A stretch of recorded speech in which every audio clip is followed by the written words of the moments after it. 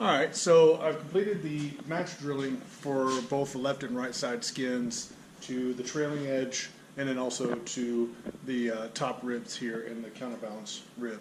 The rest of the ribs, it's not required to match drill. Apparently Vans has increased their level of precision machining and has actually done the final size drilling for these already. So it only has you do specific parts, not match drilling the entire skin. So we'll see how that works when I go to do the rivet setting. We'll see how accurate the holes are, and if I have to drill them out, then I will. Otherwise, it'll speed up the process a little bit, and it definitely is an improvement in as far as not having to drill out every single hole on the skins, especially if that carries over to the wings where there's a lot of holes because it's a large surface area, obviously.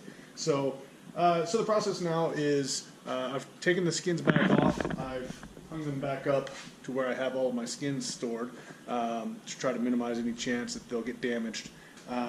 So I'll go through, I'll take those skins and I'll dimple the holes, and I don't know if you can see on here, but dimple all these holes in my C-frame, and once that's done, then I'll prime the areas where the holes are on the inside of the skin.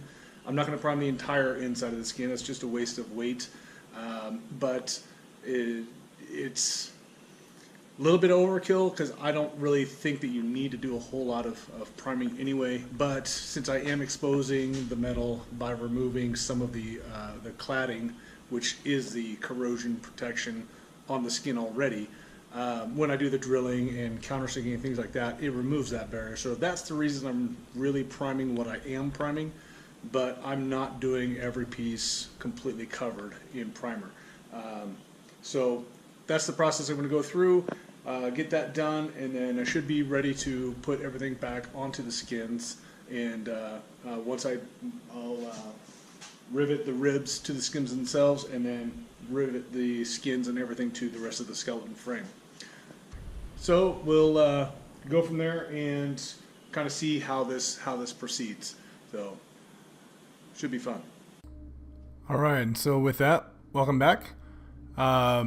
As I talked about there, just was given a quick update where I was at on the project. This is now the next day, and as I discussed in the previous video, I have gone through and marked up, scuffed up the area where the wedge will sit and where the tape will adhere to.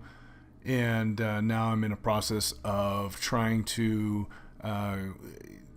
for lack of a better term, curve the edge inward so that when you finally cleco and rivet the pieces together at the trailing edge on the wedge, the skin should fold over and basically seal up the trailing edge, for lack of a better term there. From what I've heard and what I understand, if you don't do that, then there's a chance that when you do put in the rivets that it will cause the skin to kind of pillow up or kind of deform away from the surface. So you curve the skin inwards a little bit just to make sure that when you rivet the pieces together that it stays closed up and flush with the rest of the skin like it's supposed to. So I believe here I'm using my this is the tool that you can use. I have two different versions. One is the roller, which is the first one you saw me use, and that one's kind of finicky. You don't want to close up the jaws too tightly because then you'll just stretch out the skin and you'll warp the skin, but you also want to make it so it's tight enough that it's actually going to deform the skin a little bit. And from what I read, basically once you take the roller type of clamps and place it onto the skin and close the clamp, you should be able to you should be able to slide it off, not like slide it off like it's not attached, but it shouldn't offer a whole lot of resistance to being able to slide it off. That's how you know that it's not going to stretch the aluminum and thin it out. And that's the big concern. You don't want to thin out the material. It's thin enough already. So the other version I have, and this is the roller type here again, the other type that I have is basically it's a pair of pliers with flat pieces welded to it that you clamp down, and then you just bend it. Once you clamp it in place, you bend the little piece just a little bit to give it, that ever so slight bend to the edge of the skin. I think I like those a little bit better than the roller.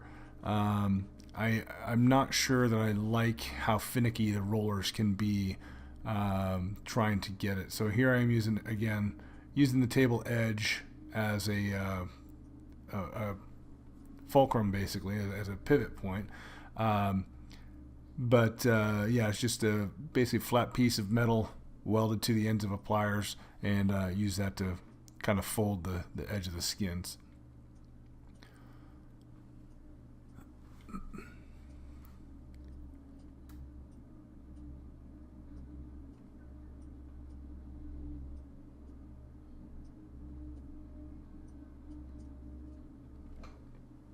So once you get those pieces done, should be about ready to spray paint and set up the skins.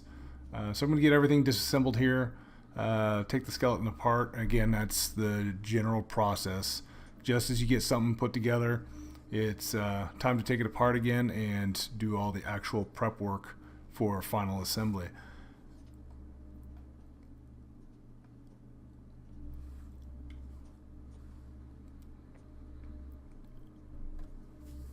And then as you're taking these apart, just remember that when you put them back together, after you have back riveted the stiffeners to the skins, there is a specific order as far as which stiffener goes above the other when you put them together.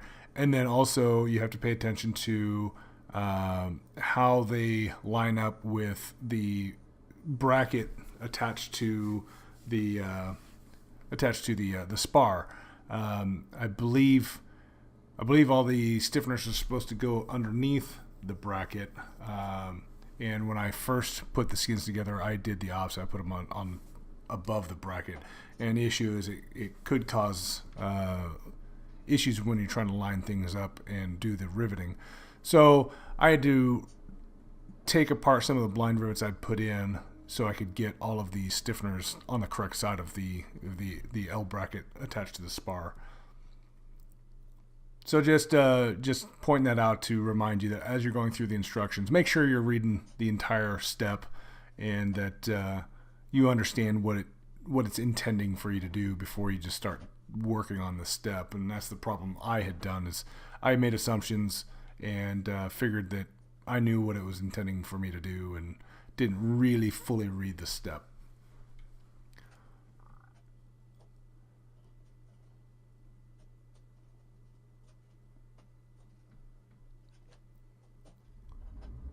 And then once you get all this pulled apart, we'll start deburring the skeleton.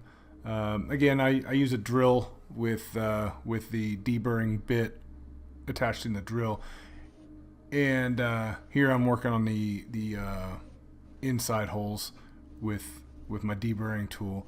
But the drill bit for the holes for the rivets, I just do a quick blast. I obviously I'm not trying to remove a whole lot of material, so I just do a quick trigger pull and then move to the next one and just go as quickly as I can without removing too much material, but also making sure that I am actually getting rid of the burrs and sharp edges. So that's the rest of this video is going to be, is just priming and deburring. Prepping and deburring. So I'm going to go ahead and let this video run out, and the next video I'm going to fast forward beyond some of the deburring portions here and get to some of the next step assemblies. So again, I appreciate everyone following. If you get a chance, hit that like button, and if you have any questions or comments, as always, leave them below and I'll be more than happy to get to you. We'll see you next time.